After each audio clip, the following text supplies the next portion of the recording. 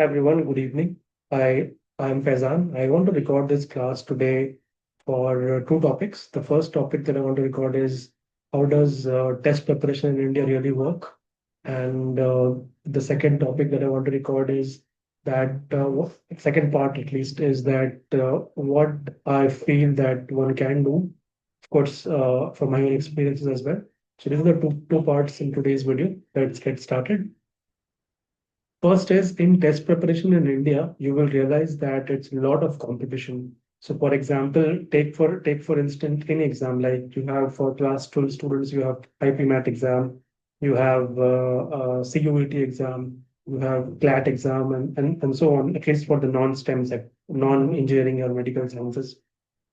Now all these exams have a very, very high competition because the seats are limited because as you know, India is a difficult country in terms of getting into these colleges. Now, looking at CLAT, for example, you will realize that in CLAT, there are so many colleges and there are thousands of aspirants. There are more than 50,000 aspirants. So what's the success rate like? The success rate is going to be around 5% or maximum somewhat between 5 and 10%. So it means that it becomes surely it's not easy. It is competitive in nature, and you have to understand what is the right way of preparing for these exams. So as I continue, I'll take an example of a topic, and I will also talk about what should be the right approach in the second part. So just a minute, I'll pause this for a moment, and then I'll restart.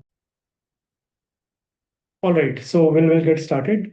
So as I tell you that in India, what has happened is that in for class 12 students, there are so many exams that one has to give, and it's really, very competitive in nature. Now, as I talk about competition, you will see that most of these competitions have a basic structure. Maybe not CUET, but let's talk about those which are in test preparation. I mean, IPMAT, CLAT, on and IIM Indore, those exams. So all the exams will have a quantitative section, which is the maths portion, logical reasoning section, the English section, and at times a little more as well. For example, GK could be in one of the exams and so on. For CUT, it is more about subject expertise as well, but it still has the aptitude paper. So aptitude is something that is a common frame across all these exams. Now, when you are preparing for these exams, you have to understand that how do you sort of prepare for quants? The basic foundations of quants will be from your school days, class 9, 10 topics, and it is mostly arithmetic, algebra, geometry. Sometimes numbers also you can add. So the thing is that there are multiple ways that you can prepare for these exams, and it's not easy. As I told you, the rate of selection is very, very low. So they have two options. Either you can go to a competitive institute, so I mean a coaching institute that will prepare you for those exams. Those institutes usually have a layer of structures. For example, they usually have well-defined lesson plans and they have a program in place for 6 months, for 12 months, which help you prepare for those exams, which is a good way to prepare as well. But the thing is, nothing can happen in 6 months if you have not done good in your school. So you have to understand what the current level is. So if you haven't put efforts in school, you will have to put slightly more efforts now. So it will take you longer time. So the thing is, you have to not taking shortcuts. Some people think that we'll pay money to coaching institutes, they will teach me shortcuts, and I'll just listen to what they are telling, and I will get the results. That might work, yes, but it's not a good way. Ultimately, what works in the long run is how good are your fundamentals. So what does it mean when I say fundamentals? Okay, so when I say fundamentals, what I mean by fundamentals is that you have to understand that any topic that you do, whether it's an arithmetic topic, whether it's an algebra topic, or it's a geometry topic, it has to be from a fundamental point of view. So for that, I'll give you one topic today, and I will discuss fundamental as well. So let us discuss a topic on percentage. So within percentage, there is a concept which is known as successive percentage. So I'll just write that concept. What's the successive percentage? Successive percentage.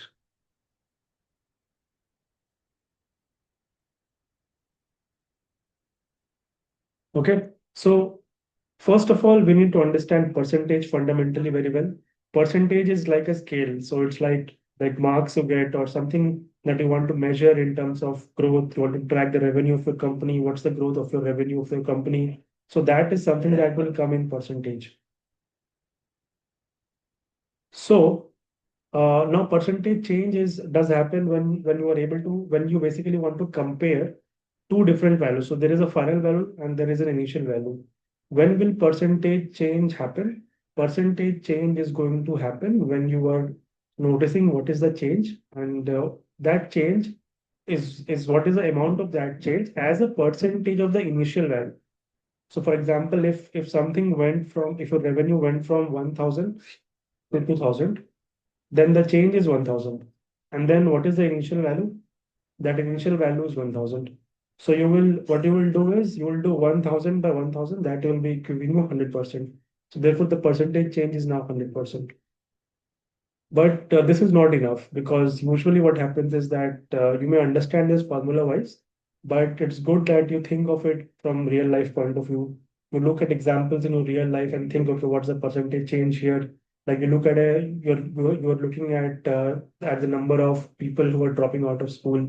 You're looking at people who are diagnosed with health. You're thinking in terms of percentage. So you have to look at these kind of issues outside the theoretical knowledge, outside this in the real life, so that you understand, okay, this is how I can apply percentage. So as you spend time, then you will understand the value of percentage. That's the only point I'm trying to make. Okay, let's pause this for a moment and then I go to successive percentage and how it can be used in real life, and why it is important for us to understand it and have the right way of learning. Okay, so I'll continue my video. Now, the example that I want to give you is on successive percentage change. When it comes to successive percentage change, you will realize that successive percentage change implies that there are percentage change happenings two times. So for instance, if there is cloth or fashionable item, kurta, whatever you want to purchase, and you have a discount percentage, which is 10% discount on the e-commerce store, then there is a further discount because of the payment option that you're choosing. So that's like two discounts. So that is a good example of successive percentage change. So, for example, there is, uh, or maybe another example I can give you is that you are offering a product or service. Like say you are teaching something, and or you are doing some freelance work, self-employment. All those examples will be valid here. So let's say you're sort of charging yourself $2,000. Now there is a discount rate because this customer is giving you repeat clients. So so there is a discount rate, special rate, that is 10% discount. On top of that, because you're getting work for like coming months, it's like a bulk work you're getting. There's another discount because of that, which is a package sort of package. They're buying, not one product, but multiple combo products. So because of that combo thing, there's another discount, which is 5%. Okay. Imagine the total price of whatever they're buying is 50,000. So if that is true, that whatever they are buying is 50,000, then you have to apply the two discounts, 50,000 on 50,000, which is 10% discount on 50,000 and 5% discount on 50,000, 5% discount on the discounted price. So let's first apply 10%, that will be minus 5,000.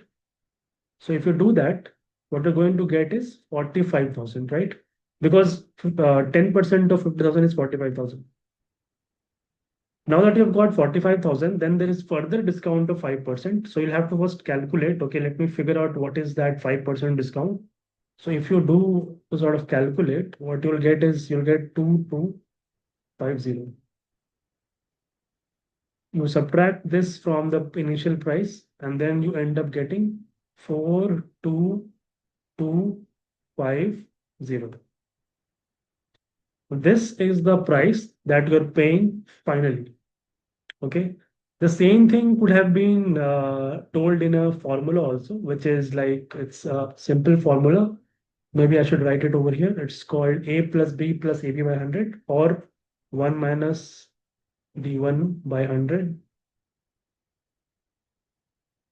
and then 1 minus D2 by 100, where D1, D2 are discounts percentage in this case. So whatever is the percentage change, you kind of apply this is the general formula. You apply it two times, not just one time, and then you end up getting the final price. Now, my point is that, okay, this is a theory that you will learn, you can learn it anywhere. You can learn it in, let's say you learn in an offline class.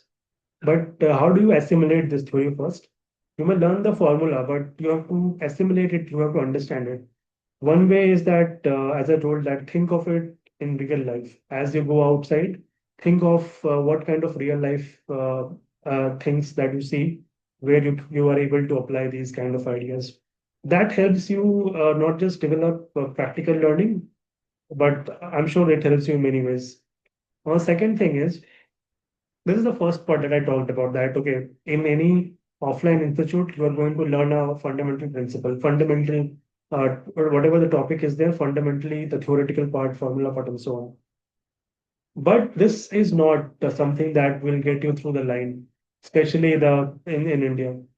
So what you have to do also on top of this is that, but of course, one more thing I should tell you, that this for this also you will have to pay attention in class. You cannot you cannot just go there to have fun. You should have fun, but learn as well. And you do that, and then you get to this formula. Uh, the second step is that don't think of shortcuts. Usually, I understand it's not easy to learn, especially if you are someone who is below average or average as well. If you have not done those things in your school level, because and that could be for not of your fault. It could be circumstantial. It could be anything else. So I'm no one. I'm not judging anyone. I'm not judging you, but I believe in the potential that you have. So you will have to give time to it. You will have to slowly, you will see that it will work out. It's not easy. I totally get it. But basically, I just want to tell you that as you continue to do this, you will realize that shortcuts does have a pitfall. Shortcuts will not work for you because shortcuts sometimes backfire. In an exam, you will think of which shortcut to use and it will backfire. So the best idea that I can tell you, that I can suggest you is that always take for the longer term perspective. And what is that longer term perspective? You think of it in the real life. Okay, I learned something in school. How does it apply in the real life? So as you think of its application in the real life, you will realize that as you think of its application in the real life, you will realize that I can apply the formula that I learned in this scenario, in that scenario. And then you can also practice those application questions, which are theoretical. Slowly, as you practice, you will see that, okay, you are getting a sense of it. Okay, the same formula can be applied to multiple situations. But these things will not come to you if you have a mind, if you have think that, okay, I just want to pick the shortcuts. I just want to pick the type of questions, which is fine, which is normal actually. But and therefore, I'm giving you that what's a better alternate way. So two parts to summary. To conclude, let me summarize that the first part, the competition in India, enough competition. I gave you an example from percentage. The second part, which is more important, is think of whatever you learn in schools from the real life point of view. So if you learn from a real life point of view, then you will see its applications, you will assimilate and understand it better. Okay. So wish you luck. Thank you for listening. See you again. Thank you. Bye.